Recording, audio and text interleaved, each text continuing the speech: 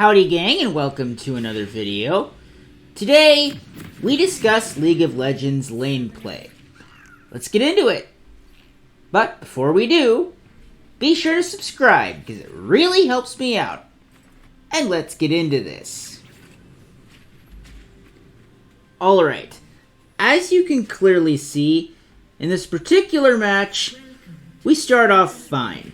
Now, I'm going to be trying two things here in this one that you're seeing on screen. The jungler strategy, as I believe it's called, where you focus on the more off the beaten path areas, like where the monsters are, right? Off the beaten path, not in the lanes. And also more of a mid laner strategy, where I'm sticking to the center lane. The top lane is interesting, because it's one of the longer ones, as you can see. The top lane and bottom lane appear longer, which means that you're going to have to be more careful, because there's more danger there. It's not as easy to do. Statistically speaking, the longer the lane, the longer you're in danger. So you gotta be more strategic when doing the top lane, because if you're not careful, you could get killed very easily. Now, you could try and farm minions as you're going up the top lane, but you're going to have to be more careful to watch out for junglers and enemy champions coming at you from various directions when you're attempting to traverse those longer top and bottom lanes. Now, I will say this, the top lane is especially interesting because you curve around some of the jungle areas. So, it's a very interesting thing, and you gotta be very careful, so you might want to slip into the jungle areas just to be safe. But that's just me, because if you slip in there, you can easily hide from your enemy as long as they don't notice you're in there. Because then you might have bigger problems. I mean, statistically speaking, you're gonna want to be more careful, because if you're not careful, you're going to wind up killed very easily. So if you're like me and you're not very good at this yet, don't fret. You can just hide in the jungle areas, and as long as your enemy doesn't see you, you should be fine. So, top lane, summary. You gotta be more careful strategically, and you gotta just farm those minions on your way up, so maybe, just maybe, you're lucky enough to not run into so many champions. If you focus on the minions, avoid too much conflict, you can get to those turrets a lot quicker. But if you do run into some enemy champions and you're, a bit more outmatched, as I am most of the time, because I'm not very good at this yet, then you're going to want to just slip into those jungle areas that the lane borders and make yourself a little more hidden, so it's harder to get to you. Now, if they notice you, you're just going to want to keep running. So, if they notice you, just run for your life. That's the whole summary of the top lane strategy.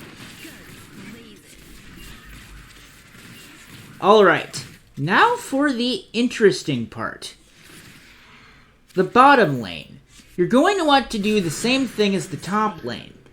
You're essentially going to want to be more strategic, because if you're not, you're going to have some problems. That curves around some of the jungle areas, so you're going to want to be very careful to slip into the jungle areas if you get in too much of a hairy situation. And try and farm those minions on your way to the turrets, just like with the top lane. But with the bottom lane, you're also going to want to pay attention to your middle lane. Now, I didn't mention this for the top lane, but you could do this for the top lane too. You pay attention to the mid lane, because that can go through the jungle lanes and go straight into the top or the bottom by traversing the jungle areas. However, you need to focus more on the turrets than worrying about the middle lane, because statistics are that the middle laners are going to, stick to the middle lane. They shouldn't veer off course too often. So statistically, if you're playing the bottom lane, just focus on the lane you're in. It's like driving a car. Stay in your lane, don't veer off, and you won't get into any accidents.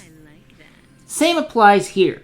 Stay in your lane, don't veer off too much, and you won't get into too many hairy situations. Just saying. And farm those minions on the way up to the turret so you can get more experience. That is going to help exponentially. But if you run into a hairy situation, dip into the jungle areas that the lane borders. That really helps. Trust me, I'm not very good at this, and I often dip into the jungle areas and try to play a jungler strategy if I need to. So you're going to want to do the same thing if you're like me and get into hairy situations a lot where you're outmatched. Just dip into those jungle areas and stay safe.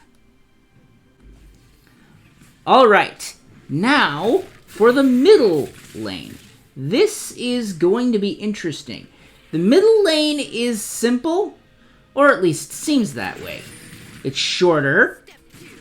It's right by the jungles, as I was saying, which it has to traverse in order to get to the top and bottom lanes. What I mean by that is simple. The middle laners, in order to get to those other two lanes, you got to go through the more off-beaten path, the jungle areas. So that could be a little tricky for you middle laners, because you also have to potentially deal with some junglers out there. People like me, who aren't very good at the main lane play, so they hide in the jungles if they need to. You're going to want to be very careful dealing with people like that, because if you're not careful, you could get killed very easily. Now, I will say this, the middle lane is more open, so you can have opponents quickly harass you in there from the bushes or the rivers. But you're going to want to be very careful to avoid people trying to harass you from the top or bottom lanes and marching on your turrets, because that could cause issues. I mean, think about it. According to my research, it's not uncommon for opposing players to come with a bot or top lane, join their mid player, and march on your turret, which can cause massive issues. Trust me, you're going to want to pay close attention to who's coming at you. Are they a bot? Are they a top lane? Are they a mid player? What are we talking? You're just going to want to be very careful. I will say this, though. According to my research, when mid laners start to win turrets, it can benefit you. But you're going to want to be very careful to pay attention to how many turrets you've taken, because if you take too few turrets, you're not going to dominate the match very well. The more turrets you take, obviously, the more match you'll dominate, okay? You're going to want to focus on taking the turrets so you can dominate more of the match. But that's just fact. Now, I will say this. You're going to want to be very careful when choosing your champions, because if you don't choose the right champion, you're going to be a bad mid laner. Like, for example, according to my research, you often see Akali, Lux, Fizz, Talon, forgive me if I mispronounce this, Yasuo, and many others. However, mid laners often lack mobility, so you're going to want to stay in the mid lane, as it's short and you can easily farm the minions near the turrets. That much I can be certain of. Now, spells? Well, that's more of a you do you thing. You go for whatever spells fit your playstyle. Me, I don't really know how to change spells, so I just stick with my basics. You know? The ghost thing and the healing thing. That's what I stick with. However, according to my research, a safe choice is Flash. Flash is used when death should be avoided, or when the champion has an opportunity with Flash to approach the fleeing enemy and kill it. That, of course, is very important. You're going to want to be very careful to use this when you can avoid death, or when you have a chance to sort of approach your enemy when they are trying to really avoid death. say you've got them on their last legs, and Flash can help you get in for that one last shot at them. You're going to want to use it, zip in there, and go bam! Boom! You got your Flash. Easy peasy. Now, you're going to want to be very careful with your second spell choice, because you're going to want to match it with the champion. If the spell doesn't suit the champion, that could cause problems. Now, you're going to want to be very careful with Cleanse, because it's a defensive spell. And it's helpful if there's a champion with a solid CC ability on the opposing side. Because Cleanse is a defensive spell, you're going to want to use that more strategically. However, a spell like Ignite is a good choice for more offensive players, because it's aggressive. With that one, the champion can create kill pressure and finish off the enemy. Assassin players, according to my research, often choose Ignite for mid laning. So that's a very important thing. You're going to want to check recommendations, but you're going to want to also just go with whatever suits you. I mean, statistically speaking, if you're more of a defensive player, choose spells like Cleanse. If you're more offensive, go with Ignite. More offensive spells. That's going to be very useful to anyone. Trust me. Now, I will say this. I'm not entirely sure what trading is, but I will say this. Trading can be important as well. So I'm not sure we'll go over that, but according to my research, a good trade is when your champion deals more damage on the lane than your enemy. So you're going to want to focus on really hampering up those attacks. Because if you get a bad trade, your enemy deals more damage than you, that's a problem. I'm not exactly sure how, because I'm not too familiar with trading, but that much I know.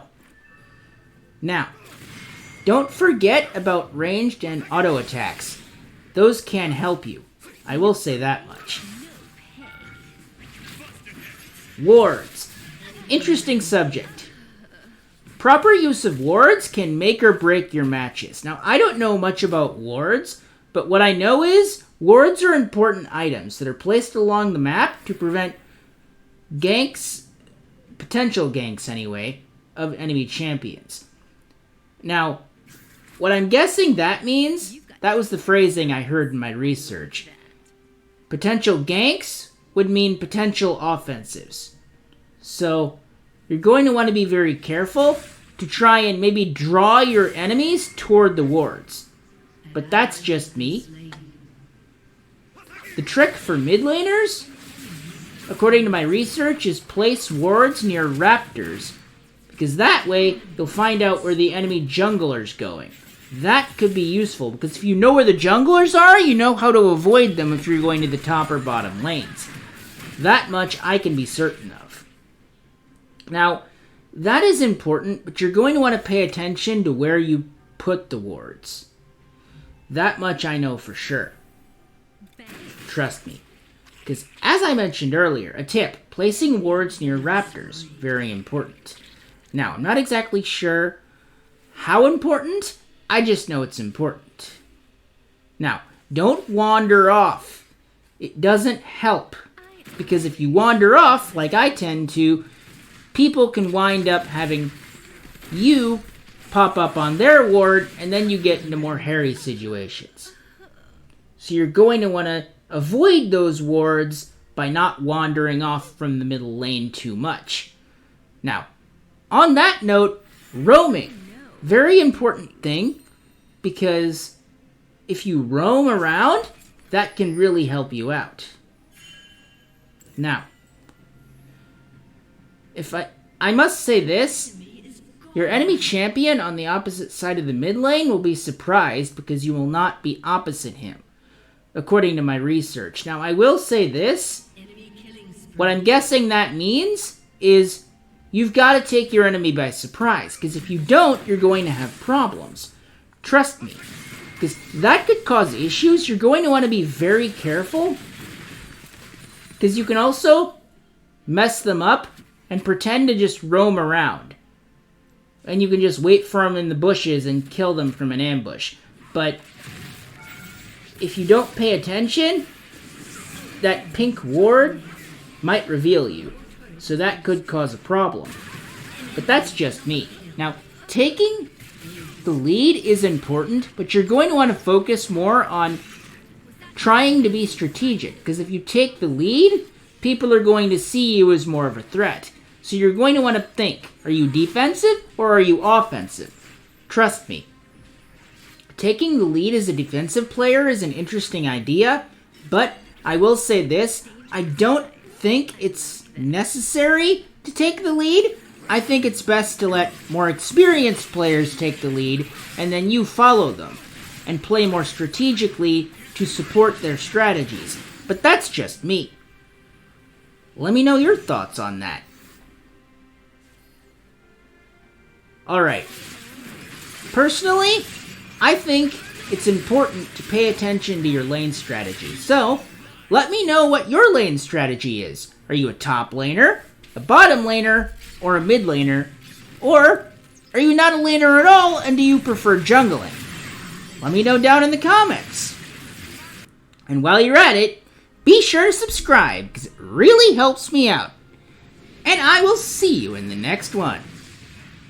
Defeat.